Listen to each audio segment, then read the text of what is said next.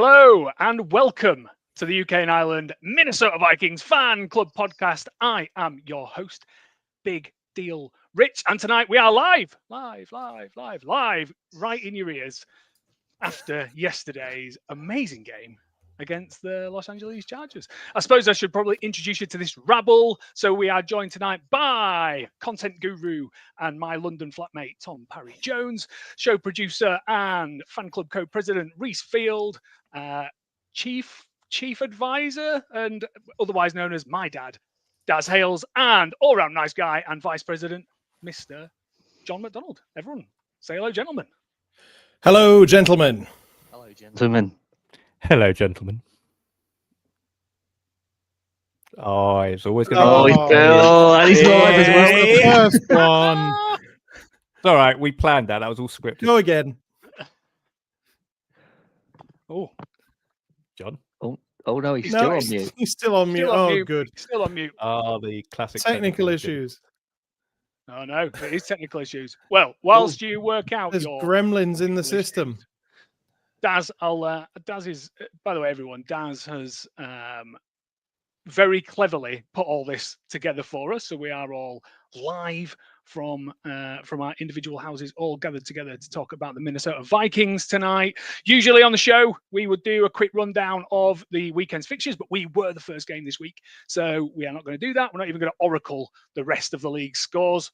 I'm sure everyone can work out for themselves who we think is going to be good and who we think is going to be bad. Although this season, no one really knows. Still don't really know who's good. Still don't really know who's bad. Well, I know I've got an idea of who's bad, put it that way. But first of all, we're going to run into knee-jerk reactions to last night's game. We're going to do boy done good, boy done bad, go around the room. Then we're going to preview next week's game against the Lions, and then we'll wrap it up with Reese telling us all the important stuff that we should always know. So I'm going to go straight into... We're also going to have some viewer questions today. Oh, yeah. I mean, if anyone has actually logged in and decided to join us, feel free to sling us some questions over. Tom is going to be on the hotline throwing questions out to the rest of us so we can answer those questions for you. If you really want answers to any questions from us lot, we'll definitely do that for you. First thing we are going to do, though, is knee-jerk reaction to yesterday's game. Daz, as usually the man of like a reasonable head, I'm going to start with yourself. Knee-jerk reaction to that game against the Chargers yesterday. Well, you'll be pleased to know that I didn't hit the drink before recording this one today, unlike last week where I was maybe a little bit tipsy. So my knee-jerk reaction, my knee-jerk reaction last night was to throw things, as I'm sure a lot of us did, and bemoan and grumble. KOC, I'm surprised is not on some sort of manslaughter charge at the minute for attempted murder of Carson Wentz.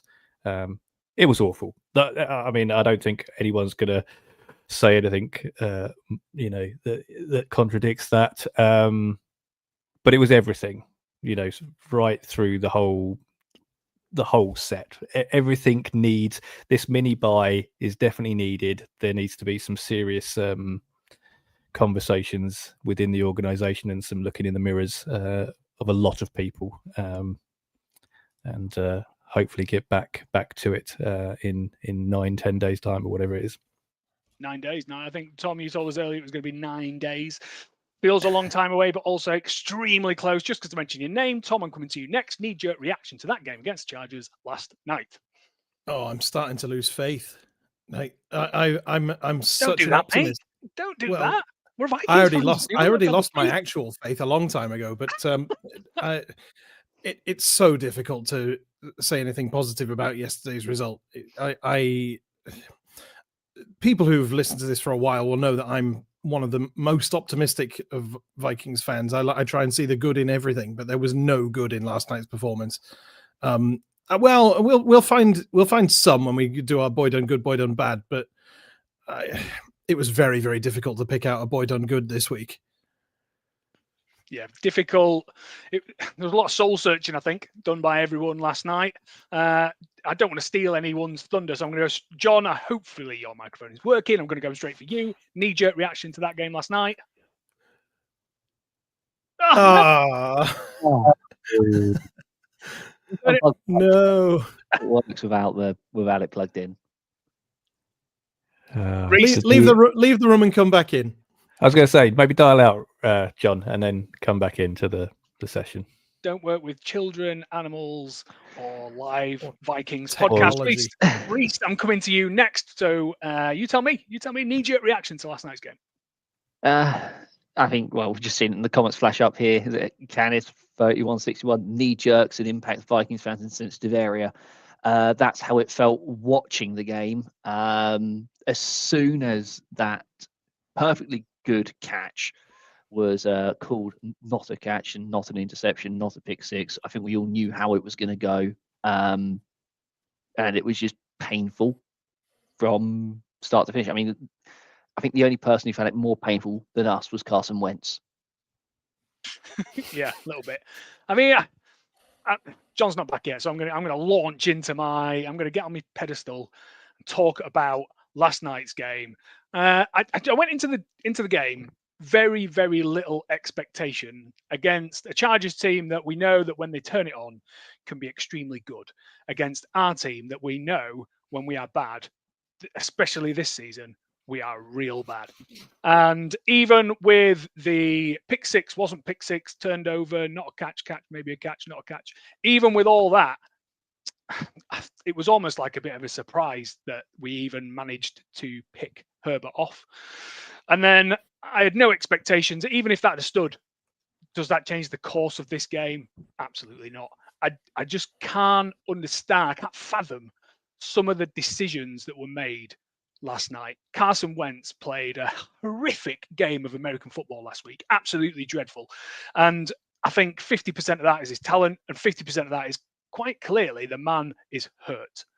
So if you've got a roster that is built of 3 quarterbacks, I don't understand why you would put that quarterback into another game who is still quite clearly hurt, who is still quite clearly terrible, who for one reason or another is not quite suited to our scheme, and then think that we were going to have any other result than what happened last night. I mean, John, I'll hopefully come to you. Hopefully your microphone's working. Give us a hello.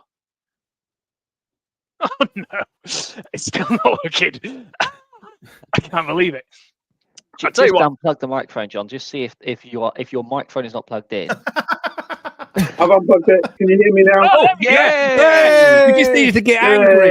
That was all you needed. I'll have to do it without a microphone. Oh, that'll do. I'll tell you what, mate. Your performance on this podcast was measuring up to Carson Wentz's performance last night. And I'll move over to you because you said something last night that sort of resonated with me.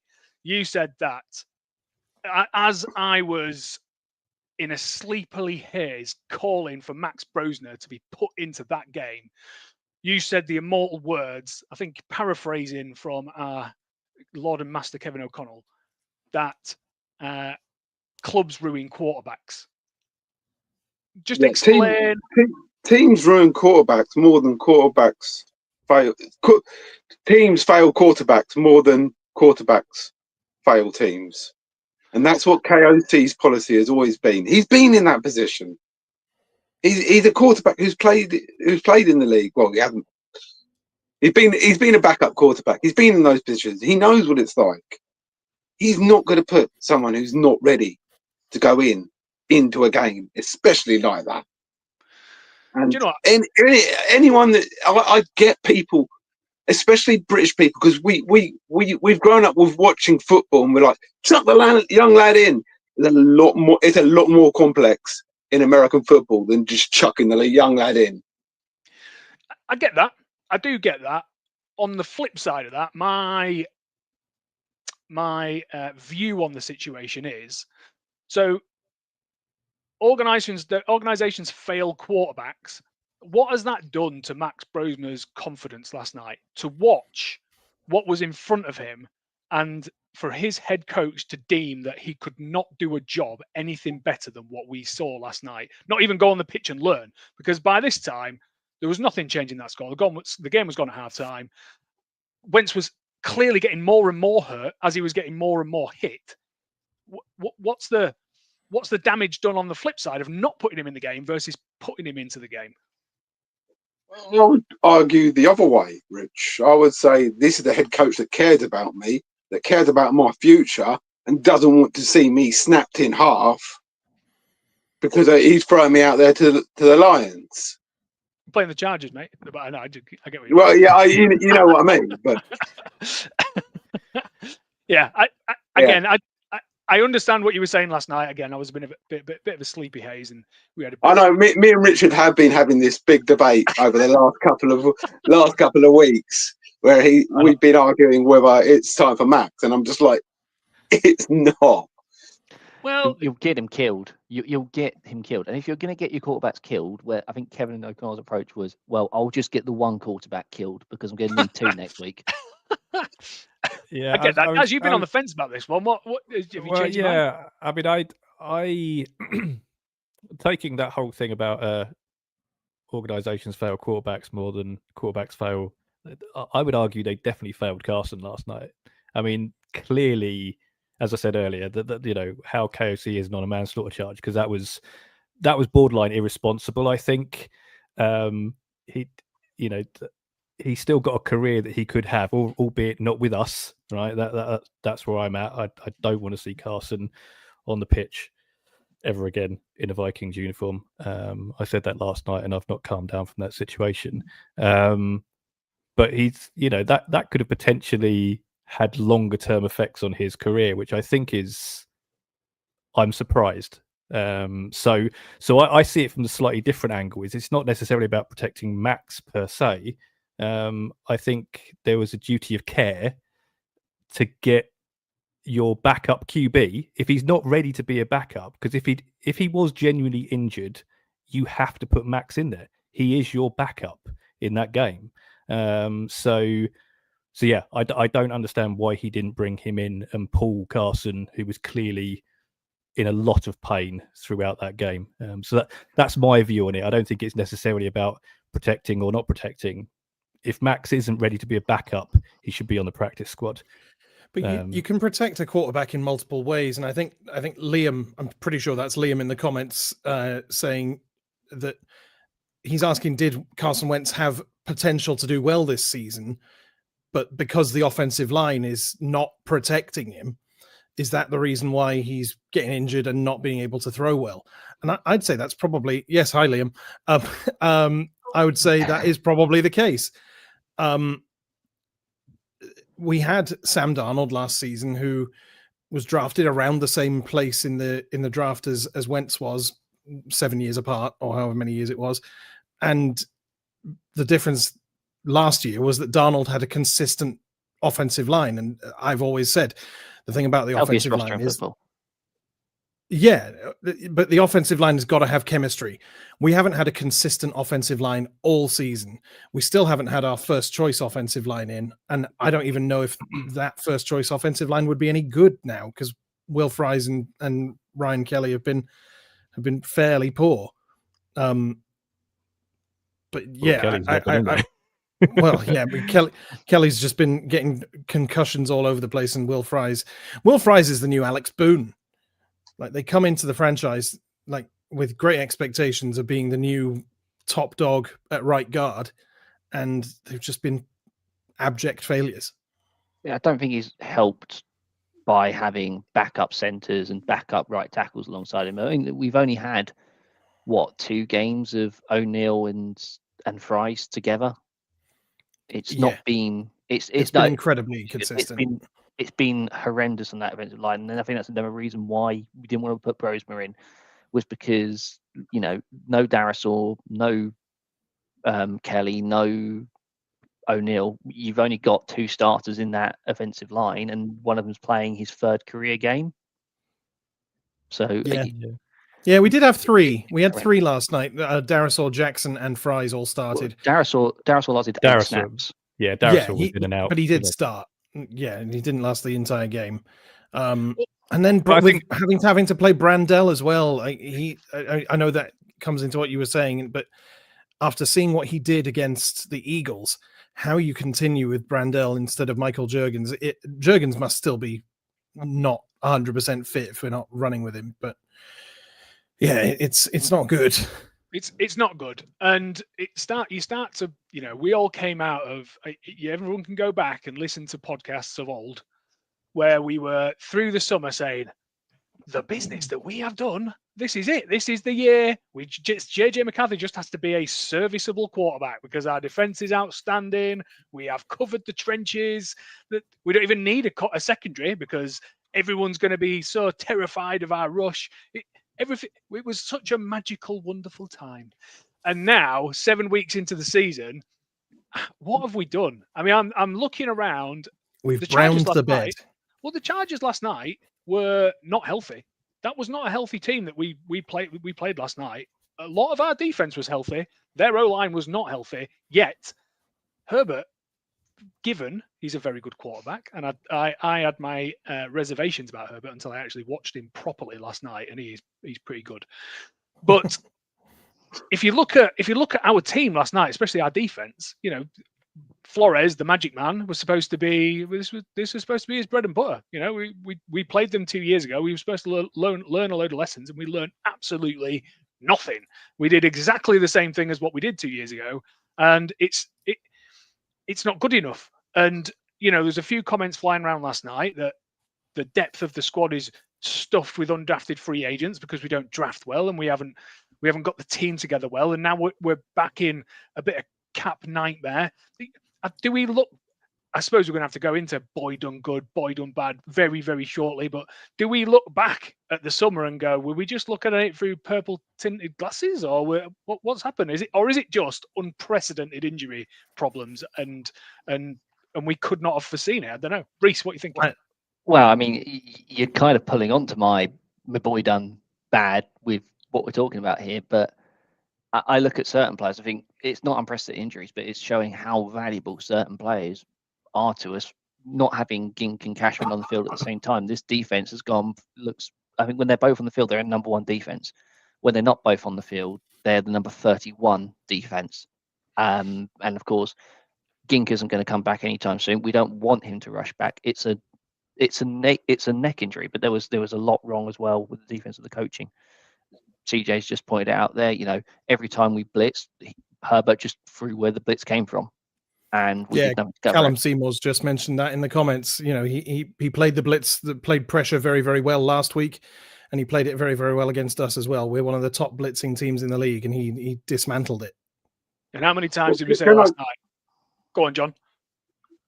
Can I just point out, yes, the defense is stretched because it's not getting off the field. It's on the field so much because the offense is not holding up its end of the bit.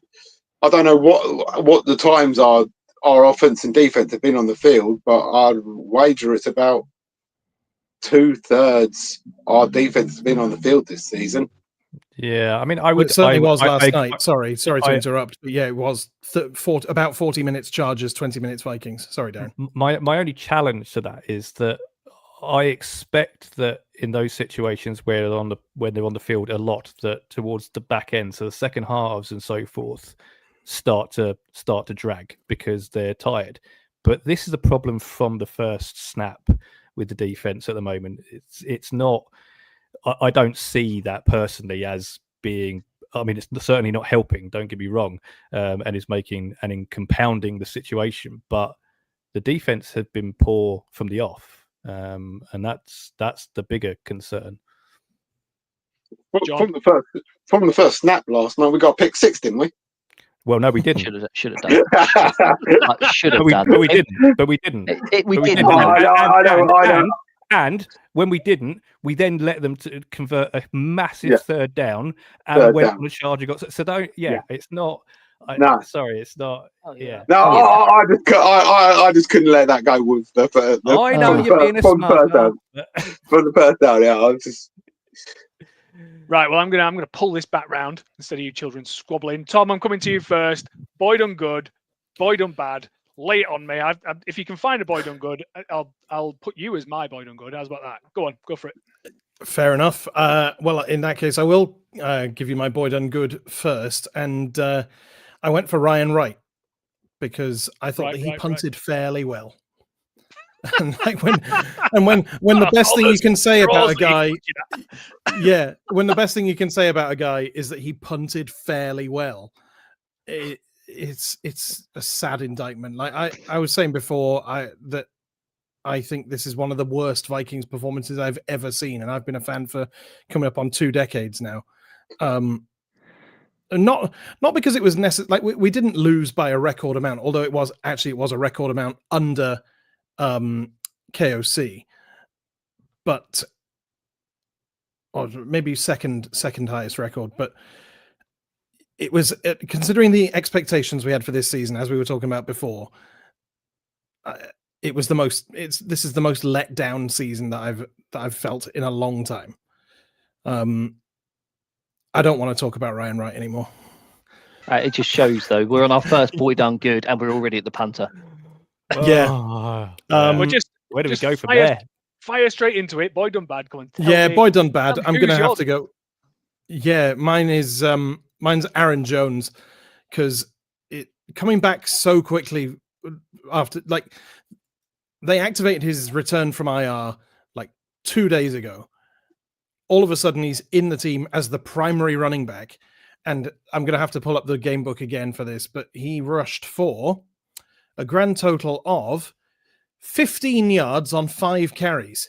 We had 11 carries in the entire game, going for a total of 34 yards. Like, the whole rushing game was abysmal last night, but especially Aaron Jones. He shouldn't have come back so quickly. But I don't know how you fix that. That's not an Aaron Jones, though. I was going to say that. No, yeah. I don't mean to say that bringing him back from injury is his fault, but I do think that he was bloody bad last night, and that is partly because he was brought back from injury maybe too quickly. I will just interject at this stage because, Tom, your language there was very reserved from a man who I know could have said completely a different array of language. If we are live, if you do hear any bad language or anything that's, we're all angry middle-aged men. If we all slip up halfway through this and say any bad language, we apologize in advance, blah, blah, blah. But very reserved there, Tom. Well done. I suppose what we're saying is, Aaron Jones, if you're going to, anyone in the NFL, if you say, mate, you're starting tonight, give yourself a go. Doesn't matter if you've been injured for a year. I mean, Waller for the Dolphins came back after trying hip hop for 2 years, and it was their lead pass catcher that week. You know, if you tell someone in the NFL, most people in the NFL especially, apart from was it Davenport who we had last year, a horrible guy. Most people, if you say it's your turn to play, they're gonna go, I am playing, yes. So surely the problem is not Aaron Jones, it's the person that tells him to play. Now, I'm not going to guess whose boy done good, boy done bad across that. But if anyone wants to interject at this stage, whoever wants to go next, maybe it was a boy done bad on those type of decisions. Anyone want to go next? Well, it's not me. It's not my one. I'm thinking, I get where you're coming from. I don't even know if that comes down to coaching, though. I don't even know if there's someone else going, yeah, he's ready, or if that's the players. Because it was the whole thing with Wentz, though, was people going, him going, oh, no, I can go back in the game, when he should have been protected by the medical staff. The coach isn't willing to make the decision to overrule him when he says he can go back in. The medical staff needs to look after him. I think that's an issue here. Quarterbacks have a reputation of trying to be the toughest man on the pitch when they definitely need to be wrapped in cotton wool. Like Brett Favre, he played like 250 odd plus games in a row when he was definitely injured for a lot of those. Carson Wentz is not Brett Favre. Yeah. I'm glad you clarified that. Shocking news, everyone. Breaking news. Well, just like Sam Darnold. Sam Darnold was not prime Tom Brady. Well, Carson Wentz is not Brett Favre. You've seen this season? Yeah, he's pretty good. He's not prime Tom Brady. It's not a was, it's an is. Yeah, exactly. He's yeah. Well, he and Danny Dimes are 11-1 this season. There you go. The Vikings. Who would let them walk out the door? Exactly. And John, I'm coming to you next because you might have something to say about boy done good, boy done bad. Tell me who you're picking this week. My boy done bad first. We'll go over that, and that's the coaching staff in the Vikings, because the amount of penalties the Vikings got and have been getting this season is just unforgivable. I mean, I was watching / listening to the game at work last night whilst I was working, making bread and everything like that. And every time the Vikings got good yardage, I was like, "Oh, this is going to be called back for a penalty." I wasn't even watching the game, and I was just listening to them describe, and I was like, "This could be called back for a penalty." And 90% of the time, it was, and I'm just like, it is so predictable. We are undisciplined. These are undisciplined players giving away free yardage. We are defeating ourselves at the moment, and that comes down to poor coaching. Yeah. That's anyone got any arguments with that? I can't. You're spot on. It's coaches. every single. I think what is it? 80% of kick returns this season we've had a penalty on us. That's I mean, illegal horrendous formation. special teams. I mean, you could argue 2 holdings. Just ugh. But I am You just could going to talk argue- over everyone. Illegal formation on a kickoff should be an immediate sackable offence. If you're putting people on the field to just stand in a position, that's all they have to do. Stand there until the ball is kicked. As you remember Rich, who it Rich was. just argued for Ivan Pace to be sacked from the Exactly. team. Coaching. Sack the coaches because No, I'm sorry. That's not coaching. Anyway, That's straight not back to coaching. John. I thought we Coaching is had keeping more. the same player on the field I who's thought we had given up more multiple. breaking news. Oh, is it Darren's the? playing with the toys. Oh dear. Oh dear. What's the breaking news, Darren? I don't know. I just got an overlay that says breaking news. Oh, you so got I overlays. thought I'd pick Okay, it up. breaking news. Yeah. Ivan Pace should be sacked. That's the breaking news. There we go. Rich, you heard it here first. Makes my jersey more unique. But I'm coming back to you, John, because there must be a boy done good amongst all. We can talk about the coaching staff all night because every single person in the chat, all of our socials, other people's socials, everyone was calling out the coaches last night, and I think absolutely fairly. I saw KOC do an interview after the game saying it started with him. He was not prepared enough for this game, and that permeated through the squad. But John, there must be a glimmer of hope. Who's your boy done good? My boy done good is not one single person. It is everyone in Europe who stayed up and watched that shower of brown last night. All the Vikings fans across Europe that stayed up and somehow went to work today after watching that. After a win, and you stay up and watch a game like that, a late night game, and then go to work, you're good. But you stay up and watch that rubbish, that abysmal performance last night, and drag yourself into work the next day. You deserve a well done. So, to everyone who did that, well done. If you stayed up and watched the full game and then dragged yourself in the next day, the same morning, a couple of hours later, well done. Not only did I watch the full game, I actually stayed up 15 minutes afterwards to email the club requesting 4 hours of sleep back because it was so bad. It wasn't even that. I have this thing. When I go to the football in the UK or when I go to any sport, I cannot leave a game early. I think there was one game in my entire life that I've left early, and that was Barnsley away when Sunderland had just got relegated to the Championship and we were 3-0 down on 70. He said it. He's mentioned I've got it Sunderland. in there. I've got it in there. But he's also mentioned the Barnsley away end, which is a great throwback to a previous episode. so that is, and it felt dirty doing it at the time as well. And I will never ever leave a game early again. Never. Last night I stayed up until Max Brosma had 2 first down drives on his last drive, and everyone had given up by then, and that's not the point.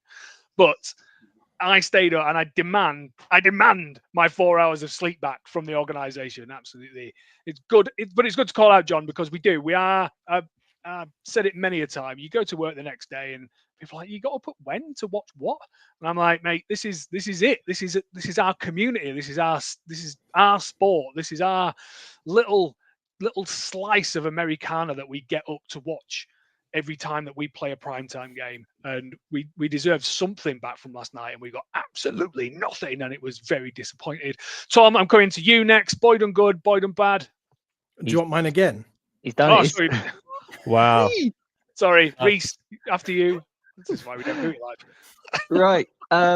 Some positivity before it all goes downhill. I'm starting up my own fan club for just Jalen Redmond, because 2 weeks in a row, 2 losses in a row, the guy's still been solid. Huge tip on the interception, and I'm pretty sure when they were running the ball successfully, the Chargers, they were the downs that there was no Jalen Redmond on the field. I think he graded still in the 80s from PFF, which, considering the defense put up, allowed as many points as it did and as many rushing yards it did, just shows how little was on him, and he's continuing to excel. And so just well done to Jalen Redmond for being probably the only on-field non-special teams player that we can say had a good game. Well done, Jalen Redmond. Come on then, flip side. We're not here to hear the good stuff, because we're all still very angry. What's the bad stuff? So I'm pretty sure between us all, we could convince Kwesi Adofo-Mensah to pay us an unseemly amount of money for performances that just do not warrant it. I've had enough of Jonathan Allen. I've had enough of Javon Hargrave. I've had enough of Will Fries. It feels like we've been conned this offseason, and we've put money where money shouldn't have gone. Take any two of those players there, I don't think their predecessors were any better than them or any worse than them, and they were a lot cheaper. We could have kept, like Liam said, could have afforded to keep Daniel Jones as a backup quarterback. Could have done anything better. Hindsight's 2020, but the roster building is horrendous. And the reason that we're blitzing so much is because Brian Flores obviously has no faith in his secondary.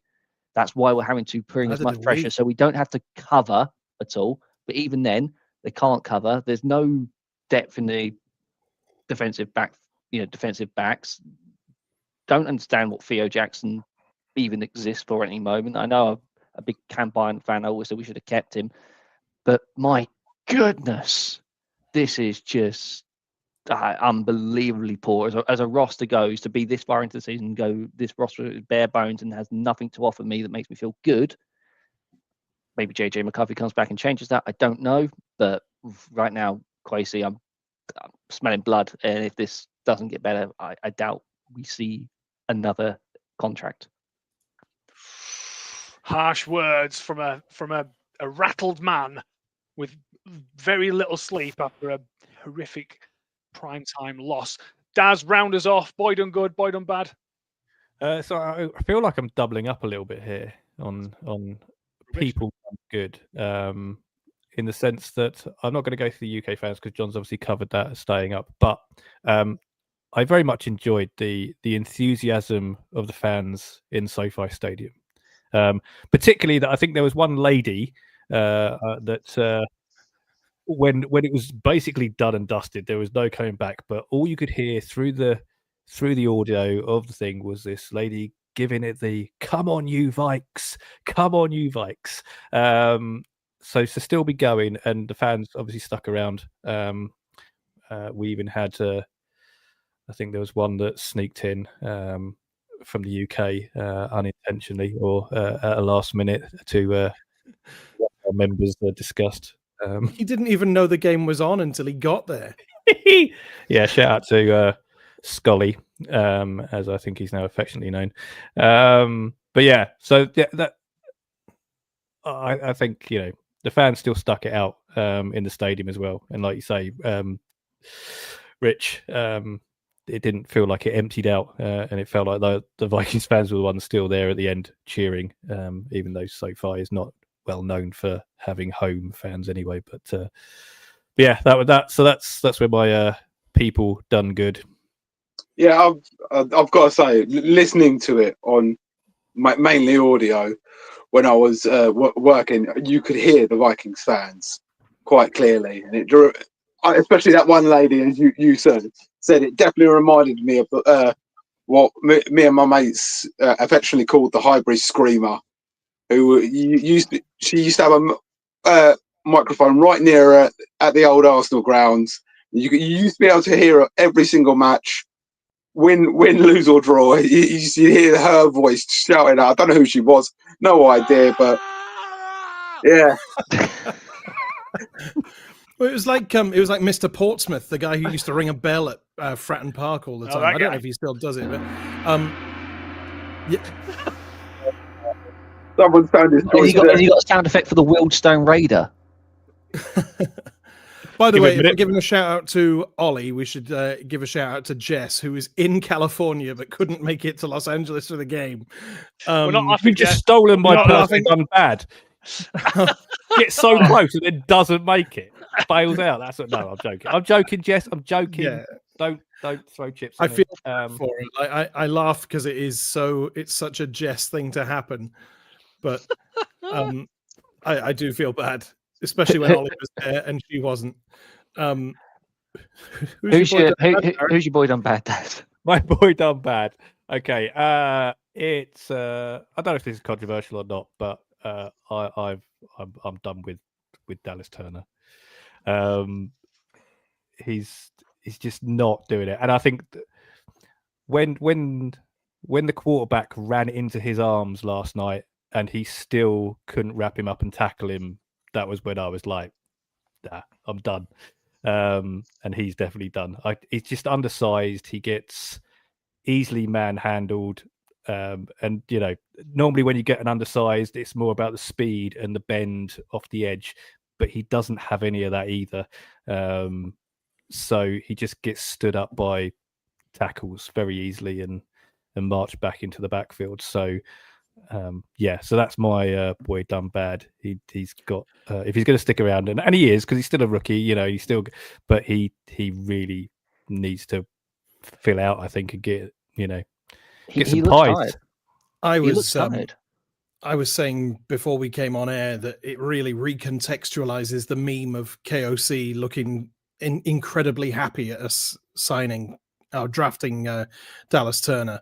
Like, to be that excited about a guy who has actually ended up doing naff all in the NFL.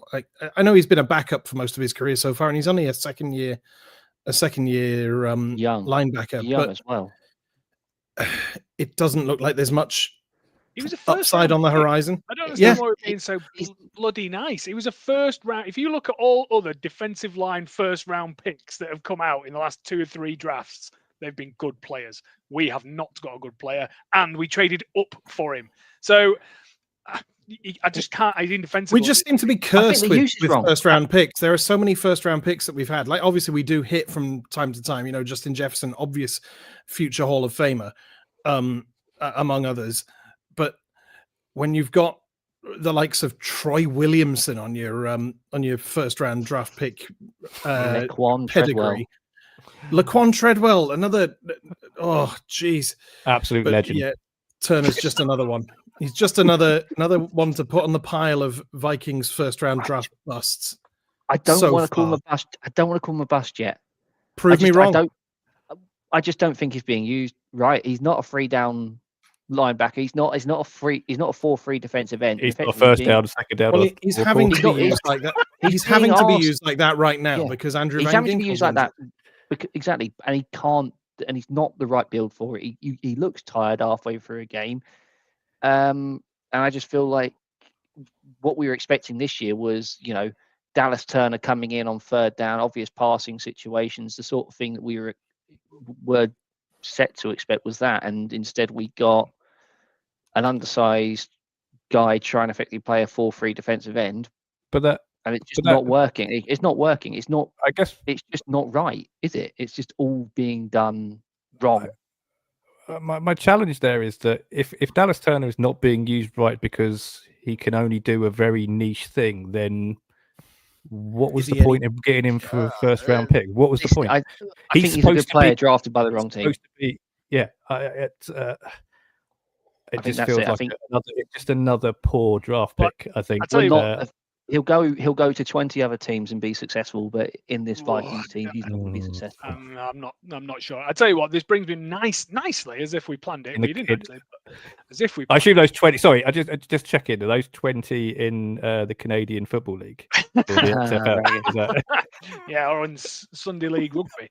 Anyway, it does bring me quite nicely onto, because this was a premonition from today. After sleeping for minuscule amount of hours and then trudging my way through the day, I was thinking last night, and we've mentioned, and I'm going to at the behest of Jonah, I'm going to mention it again.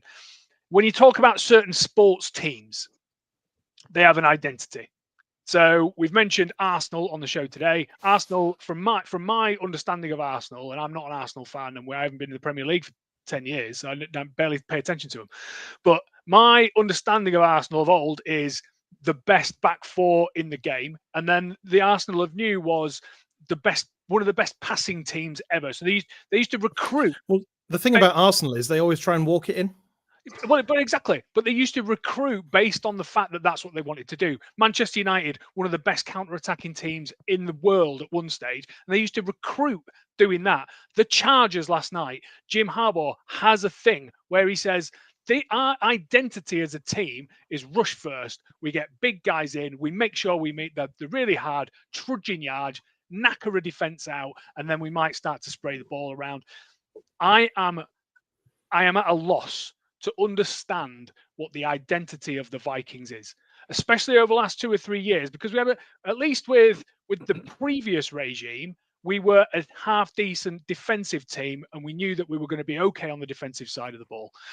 I have no idea where we go into a situation of the off season and into a draft and go, this is our identity. This is what we do as a team, and then therefore these are the players that we're going to pick to match that identity. It feels elephant gun. It feels like we've just gone, and whatever it's hit, we've gone, okay, you come and join the squad. I've got no idea what to do as a team. CJ's got a current identity right there. Run, or run, pass, punt. Or although it's probably more CJ, it's probably run, incomplete pass. That's not even our current identity. That was our identity under Mike Zimmer as well. No, we've got Jordan Addison. Calling pass. Run. We've got Jordan Addison and Justin Jefferson. It doesn't take a genius to figure out what we should be doing. It's two of the top wide receivers in the league, but it's about getting the line to have a QB able to throw to them. And have a line, be able to have the line, be able to. So that's the way we should go. In my humble opinion, that's the way we should go. I agree, and I think we're built to be a shootout team. That's what we are. We've paid all these expensive pass rushers. They can't get on the field because we're always trailing, so the teams are always running against us, and that's why we're playing Redmond. That's why we're playing Levi Drake Rodriguez, because we're always losing. We're a team that needs to get out in front, get up 14 points early, and make the other team pass the ball, play from ahead. And we just haven't done that this season. I don't know if that's because of Carson Wentz, beat up O-lines. Maybe it comes different when JJ McCarthy's back. We've got the mini bye coming up ahead of the Lions game. We need to get back to that identity. We were under Sam Darnold. We were under Kirk Cousins of KOC, which was score early. I think Tim in the comments brought up a good point, and it's that both sides of our play, we lack a plan B. We don't have. It's almost like KOC didn't plan for what might happen if injuries occur. Not just KOC, but Kwesi as well. Like not recruiting adequately to build the team so that if your intended starting quarterback goes down, you've got a good enough replacement for him. Like we thought we were getting that with Sam Howell. Obviously, he was rubbish. We got Carson Wentz, and like Josh Dobbs, he had a decent first game, I think. Oh no, it was his second game that was decent. Atlanta. Oh no, it was the Bengals game. Was that not? Yeah, that was his first game. Yes. So, but then after that, it's just been hardship after hardship. Any quarterback, and it's been the same on the defense as well. Anyone that's good with Jake Browning than the other team, though. But problem, but in the as pointed out earlier in this podcast, we were all in the off season praising all these moves, saying what a good job our front office had done getting all these moves in, and we were finally moving in the right direction. I'm going to hold my hand. That was with the hope that no one got injured, though. I think we all said those things in the vein, obviously, hope that we wouldn't suffer any injuries. And I always say the team that usually goes on to win the Super Bowl isn't necessarily the best team, but it's the team that deals with their injuries the best. Because we know in the NFL that players are going to get injured all the time. You're not going to have your best 11 on the field every single down. And not planning for injuries well enough is a recipe for disaster. But it almost feels like we've wandered into this territory of being a team that takes underdog players and gets the max or improves them the most. That's not a formula for winning a Super Bowl. That's just not. I mean, if you look at the amount of, I love, as I have said more than one occasion, I love an undrafted free agent or a draft at the real back of the draft. Levi Drake Rodriguez, Bo, Ivan Pace. I love all the. I love the story of them being able to play the game that they love because they've just grind out being able to get onto a roster and proving. I love all. I absolutely. But what I'd love more is to win some games. I nearly did it. Nearly did it. But I'd like. Well done. Well recovered. I'd like us to actually win some games, please. And I don't want to be the team that develops other people. It's Sam Darnold this season for the Seahawks. What a lovely story. Don't care. Daniel Jones for the Colts. What a lovely. Don't care. The amount of players that seemingly have gone off and done something better. Is it Cam Bynum playing at the Colts as well in their secondary? Who's doing brilliant? Mackay Blackman as well. Mackay Blackman's doing well out there as well. I don't care about those teams. I don't care about those players anymore. I don't play for the Vikings. I don't want to be the team that identifies itself as, I'll go to the Vikings because I might get a shot and I might be good enough because I ain't going to win as a Super Bowl. You know what? Yeah. Because what you've got there. What you've got is this team at the moment, its identity is the stories that make fans feel good from April through to the end of August. The Max Brosman's going to make the team because he's an undrafted free agent. All the late around draft pick, Kobe King looks good on special teams. Thielen coming back. Yeah. This team feels great in the months when no one's playing football. Excellent point. But I think the only thing to add on that last game was I think most of us were quoting Ron Burgundy by the end of that game. I'm Ron Burgundy? Nope. I'm in a glass case of emotion.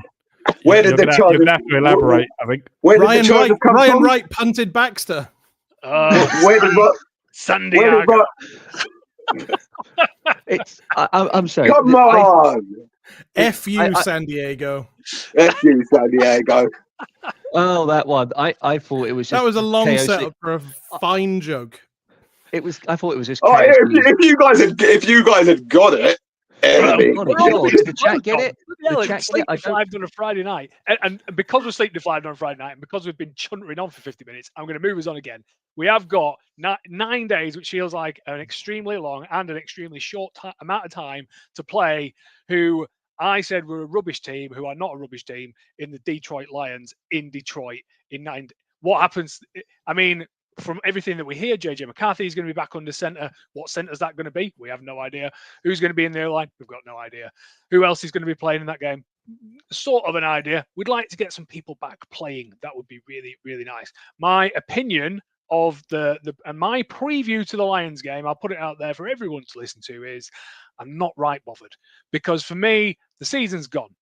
I would just like to see JJ McCarthy play football. Whether he plays it well, whether he plays it badly, I'm not really that bothered, because he has got now 10 weeks worth of games just to play football and understand the NFL.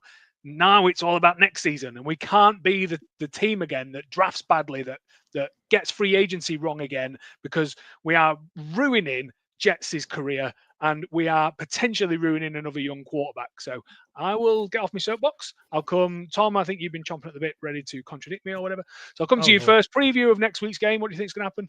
Well, I just wanted to point out that Justin Jefferson did actually break a record last night. He became the youngest player ever to reach 8,000 career yards receiving. So let's not say his career is quite ruined just yet. Yeah, bearing in mind he only needed 8 yards this season. It's just taken him 7 weeks to get it. I think it was a few more than that, but yeah, I know what you mean. I struggle to predict what's going to happen in 9 days' time. Like, as we've said, 9 days is a long time in the world of the NFL. But I think we will see JJ McCarthy start the game. Carson Wentz will not recover from a shoulder injury like he's got in 9 days. I wouldn't even be surprised if Carson Wentz went on injured reserve with the state his body is in. So it'd probably be JJ and Brosmer as the backup. Maybe we bring in an experienced head in free agency. I don't know. I haven't even looked at who's available. But I think what's Cousins doing? He's doing languishing on the Falcons bench, earning lots and lots of money. Swimming through a sea of regret, according to some of his microphone call-outs this week. Anyway, he's not swimming through a sea of regret. He's like Scrooge McDuck. He's like Scrooge McDuck. He's diving into a big vat of coins, which actually would cause him a large amount of injury if he tried it in real life. I think we're going to lose. I think we're going to lose hard at Ford Field. I think it could be an all-time like top 10 worst defeats situation. And that's not necessarily an accurate assessment of what's going to happen. It's just the way I'm feeling after watching last night's game. I just want to see us actually put up a competitive performance. Just try. Please just try, please. I can't take it anymore. The one glimmer of hope I have for us in that game is I listened to the Detroit game this weekend on radio, and do you know how many third down and longs they've converted all season? 0. Have they been in first? But it's up to about 21 at the moment. Third down and 10 plus yards, they've converted 0. I don't think that's going to happen next week. We need to send our all-out blitz to get them in lots of third and longs. Don't blitz. That's the thing. You know what's going to happen though. Every team is looking at us and going, if we're in a bit of a funk, we'll just play the Vikings. We'll get out of it easy. Vikings, yeah. Were your favourite football team to play? It's like it's like every team last season was looking forward to when they got to play Man United because they knew that Man United were just going to roll over and give them a win. I don't like this feeling of negativity in the show, but there is very little to be positive about. Daz, unless you are going to say, don't come to Darren then. I'm here. I'm positive one. I thought my last point was just positive, wasn't it? Darren's over here looking like Wolf from Gladiators. Daz, just. I think this is going to be one of those weird divisional games. Oh, why? Where we win one by accident. Yeah. I mean, everyone looked at the Browns against the Packers and said the Packers were going to absolutely smash them, and they didn't. These weird things happen, and they tend to happen in division games. We get Joe Burrow. Do I think that we're going to go and beat Detroit? No, I don't think so. But I don't think it's going to be as bad as it has been over the last 2 weeks. These are two teams that know each other really well, and I think that does play a difference, or does play into those divisional matches. So I think there'll be a more competitive game, and if you're a cynic, everyone is going to be betting on the Lions to win this game. So Vegas might just have a little say to say, how about we flip the script? Change If the I catch know- rule back again. I know when we are But- we're live on air tonight. If we have got a doctor listening to us, I think old Daz is having some selective amnesia because did you not watch the 2 games that we played, the 3 games that we played the Lions last season, especially the absolute last game? We were absolutely horrific. The last Horrific game? against the Lions. Yeah, I agree. Point of phrase, the first point of game we phrase, played, we were absolute toilet. the first game we played them last season. They only won by a walk-off kickoff, field goal. We played a bloody good game and that was in Detroit. So No, it wasn't. That was in count- Minnesota. But we got destroyed in Detroit because that's when Sam Darnold started to turn into seeing ghost Sam Darnold again. Yeah, it was at Yeah. US Bank Stadium. Yeah, sorry, my mistake. Yeah, the first game was. Yeah, sorry, my mistake. But hey, I'm trying to be a bit more positive and say again, there might be something to look forward to. That's all we can ask Yeah. for right now is have a game that is worth watching. I'm just And trying to think find the we Daz might that we get know and love. The Vikings can't ruin our mood for 9 days. So I don't know. I don't know. No, they just They're- ruin they're- it constantly for 9 days. Pretty sure the Timberwolves start playing again. Minnesota sports, John. well, they won this week, didn't they? They won the their opening game, didn't they won their opening game this week. That was a hell of a game as well. Because we weren't there. Both Anyway, of the playing yes. I don't like the we here, Rich. We You clearly were established there more who's games to too, blame. you were there too. Anyway, I'm Reece, convinced though that the curse has now been passed. Though Ollie's got it now. well, I'll take that. As long as these people stop blaming me. No. Destroy that passport. I'm not risking it. I don't even know where it is anymore. Anyway, Reece, let's hear your just got a new one. premonition of the Lions game next week. Right. So you're all kind of right. Which Ryan, is right. no. Right, Hopefully he doesn't play much on the right. weekend because that's usually how teams win is by not punting, like the Chargers. So Rich is kind of right in the sense of get McCarthy in there. The season's not dead though. We're 1 game below 500. If McCarthy is actually good, hello, we're 1 game behind 500. We tend to play. You've seen the schedule though, right? Yeah, but we don't know what Lamar we're going to get. And like I say, Any a lot Lamar. as Tom said, a lot can happen in Could 9 have days. Lamar from Everyone else could that get injured blue horribly over. thing and group, and he'd still probably beat us. Look, it's fine. Like Tom said, a lot can happen in 9 days in the NFL. A lot can happen. Yeah, we could pick up a And- few more injuries. Yeah, and the Lions could learn how Someone to to get a convert paper third cut and from- long. Filling out their new CV. It's right. Like I say, Who brought Eeyore onto this show?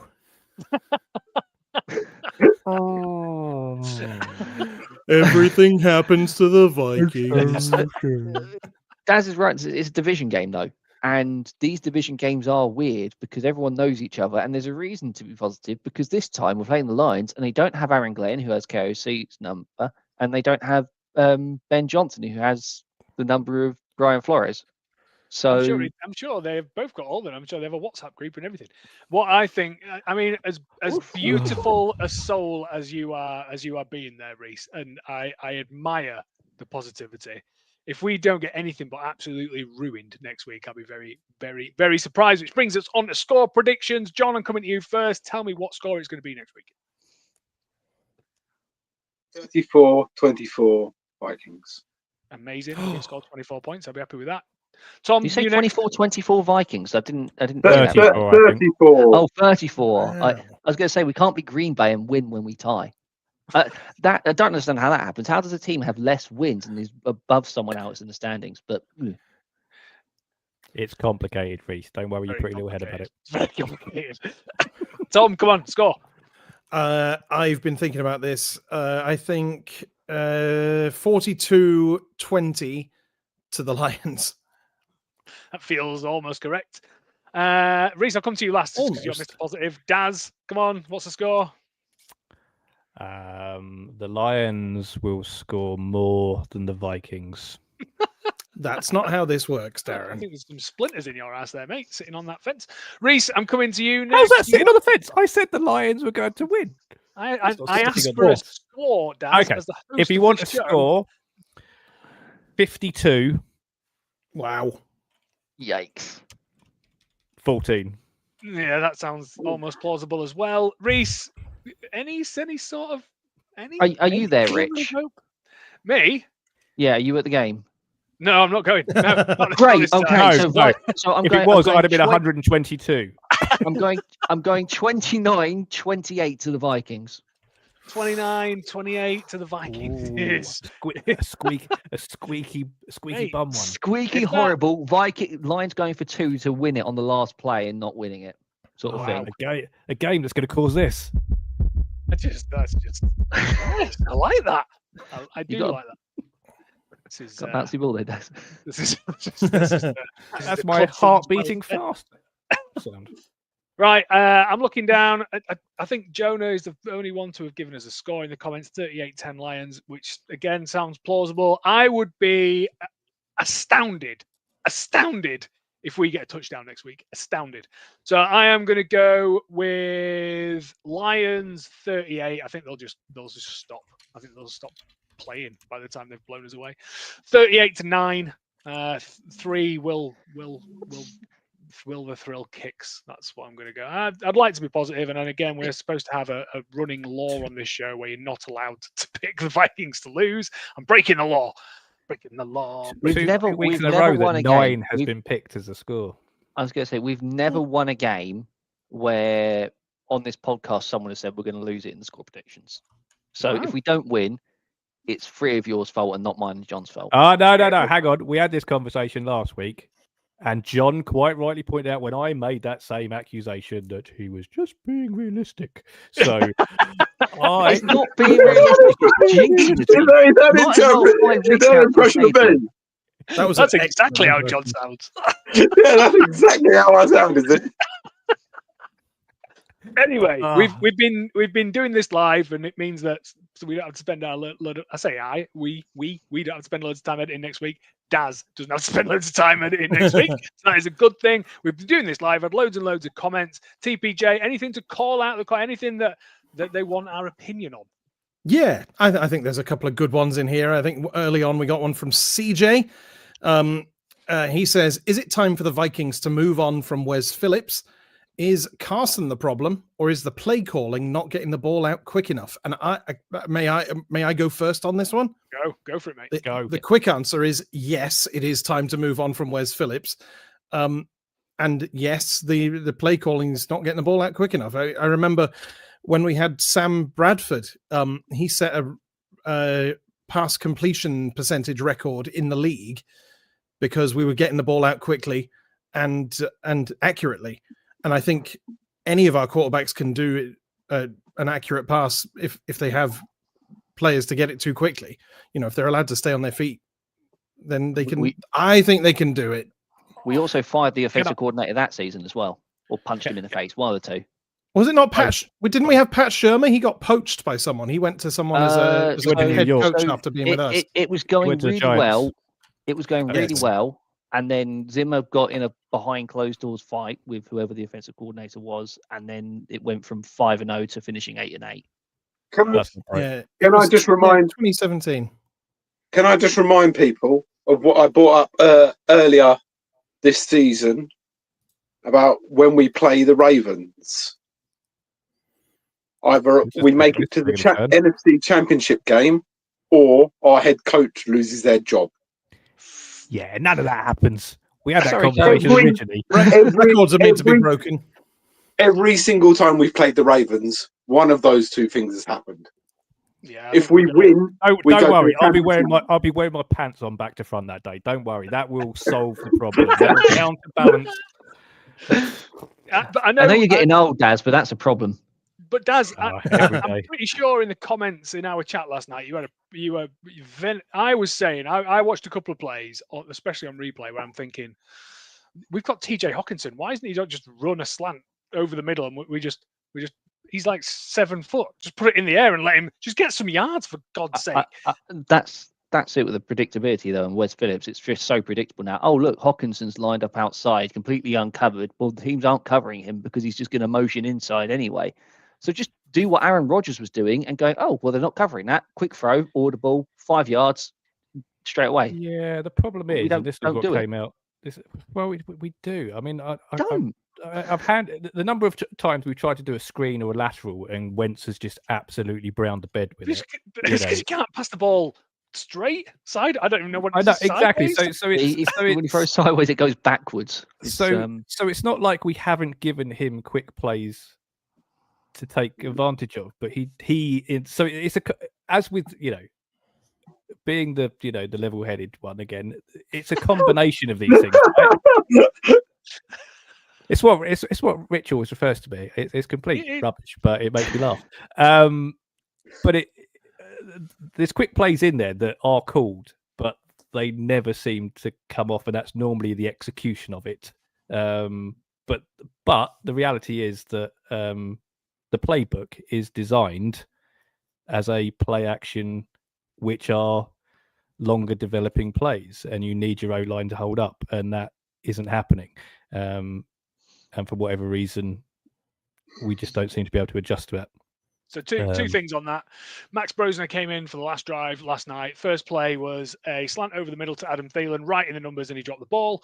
And the other thing was that Wes Phillips was naughty last season, very naughty. He got himself into a situation that he shouldn't have got himself into. Should have got fired straight away. Well, it was just our opportunity to sack him. I have no idea why. He must have some dirt. He's got photos. Told you it's because he's a yes man. He's a yes man to KOC. I just don't. And enough people have said it now. I've been saying it for 2 seasons. People are starting to come around to my way of thinking. Kevin O'Connell should not be calling plays. The man is a leader of men. He is not an offensive play caller. We should get an offensive coach in that could call plays who can do it properly. He'll never relinquish it, though. So that's just a pipe dream, unfortunately. Well, then, and as I mentioned last night, we had Jim Harbaugh in the building when we were hiring head coaches. The Chargers look pretty good right now, and we are not looking great. I'm just whose responsibility is it to hire and fire? My boy done bad. Coaches. My boy done bad. Well, it depends on which coach we're talking about. So obviously, head coach is the general manager, but then but below that, will be the head coach. Anyway, we're going way off topic. Tom, I'm coming straight back to you anyway. We asked the people to ask us questions. They've asked us questions. We've given an answer. Is there anything else that cropped up in there? Yeah, we got one from Jono. He says, do we believe anything that comes out of Minneapolis anymore? JJ didn't look to have a bad ankle when he avoided a falling Jets on the sidelines. It has been healing for about a month. I'm going to say he was limited in practice. It doesn't mean he can't walk and jump if someone's going to fall on him. Do you want me to be the controversial one here? I think always. So KOC and maybe the whole organisation have had a history of being overly cautious bringing players back from injuries. I think the reality is that I don't think he should have played yesterday because of the fact that he didn't play against the Eagles. It's a short turnaround. He's not practiced, but I think he probably could have come in against the Eagles. I think he could have played. I think he was healthy enough. That was, in my opinion, being overly cautious. But once that decision was made for the Eagles, that's why it played out. It was an odd decision to make him the third QB against the Eagles. That's what surprised me. It's third QB. But can we clarify what limited is? Limited doesn't mean that they missed half the practice. It's a case that they didn't participate fully in practice. And we've had this all the time. Like we're going to face Green Bay and Rodgers is the quarterback. Oh, all of a sudden Rodgers is limited in practice because he missed 1 or 2 reps. Because he was disappearing to smoke some mushrooms. Like this is. I don't think he smokes them, but anyway, that's. Or eat them or whatever he wants to. I don't know. I don't do drugs. People don't do drugs, kids. There you go. But yeah, limited just means missed a little bit. There's a lot of Minnesota nice flying around here. JJ McCarthy not playing for the past 2 weeks is a big fat lie. That is a fact. There's no way on earth he wasn't healthy enough to play those games. We've just had a look at our O-line and go, yeah, we're not going to play JJ McCarthy this week. We'll just say, one, that does nothing for fantasy owners, which is the most important people in this sport, as we know. And 2, I don't think it does anything for JJ or the team because Carson Wentz has been dreadful and JJ needs reps. So I'm not going to be as Minnesota nice as you guys. Big fat lie.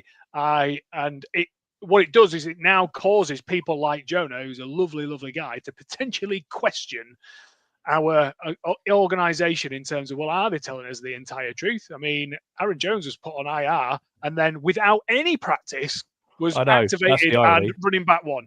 Just what is going on? Who's making these calls? Absolute nonsense. So Tom, you see, Rich is running scared in fantasy this week because we're going up against each other, 2 6-1 teams going head to head this week, and he's already He's not getting the out. one you're in with me. He's already getting out his excuses. Oh yeah, JJ McCarthy's not been playing. Yeah, that's why I'm not going to win. anyway, Tom, I think we've maybe got time to squeeze one more in. Yeah, one more. Don McGrath says, any thoughts on Kirk Herbstreit's comments about Carson Wentz as he sat in pain on the bench? I don't know if any of you guys have seen what Kirk Herbstreit had to say about that. Is this the comments of he was like, why is he being put back in? It's malpractice. Is this the whole? No. There's quite a lot saying it. It was quite derogatory towards him. It was quite harsh comments saying he was pathetic and everything along those lines for crying on the bench. So Wentz was showing quite a lot of emotion while he was sat on the bench. He's obviously in a heck ton of pain.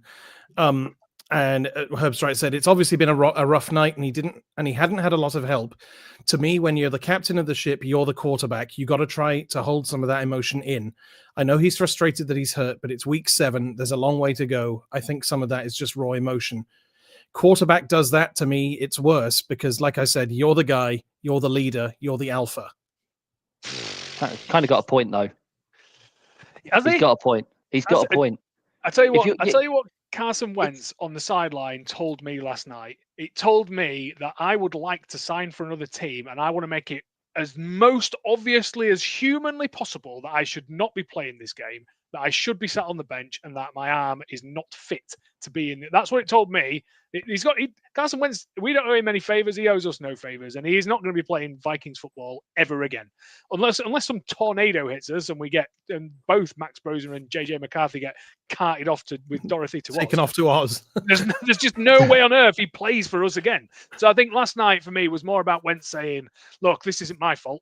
I am visibly going to show you how badly I am patched up to be thrown into this game. This is all on the coach. This is not on me." That's my opinion anyway. It's a calculated move by Wentz in a way. Multi-millionaire gets upset over hurt shoulder. It's boo-hoo. I thought it was a bit harsh. I thought it was a bit harsh. I thought it was a bit harsh. I mean, if you're in that much pain, you're in pain. I don't buy into this. Go into the blue tent then. Go into the blue tent. That's what it's in for. No, it's not. The bloke is to get some treatment, but once he's had that treatment, he doesn't take the pain away, does it? I believe. Come on, Rich, you've had injuries. You're not going to tell me that you went in to see the nurse and then came out. I also wasn't on national TV throwing a tantrum over an injury. He doesn't know whether cameras are on him or not. They're right. Of course, I don't care. He's a starting quarterback in the NFL. I don't care. It doesn't matter. There was a lot of high pitched voice. It doesn't matter.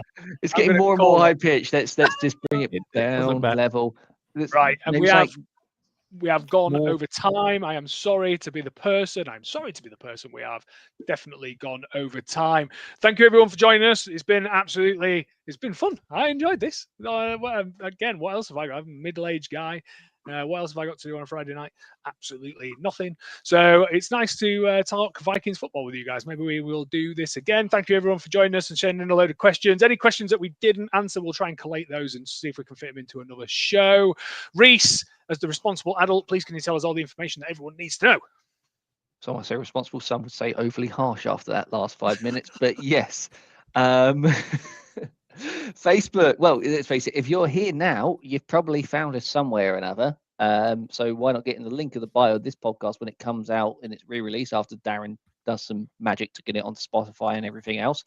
But yeah, Facebook, UK and Ireland Minnesota Vikings Fan Club, Instagram, Threads, X, if you want to message us on X, even though we don't tweet on there anymore, at UK Vikings Fans, Blue Sky, UK AND Vikes Fans, Discord, just look for links for Discord. Always check out the website. There's always good written stuff on there, courtesy of our very, very own Tom Parry Jones and others. his expanding team.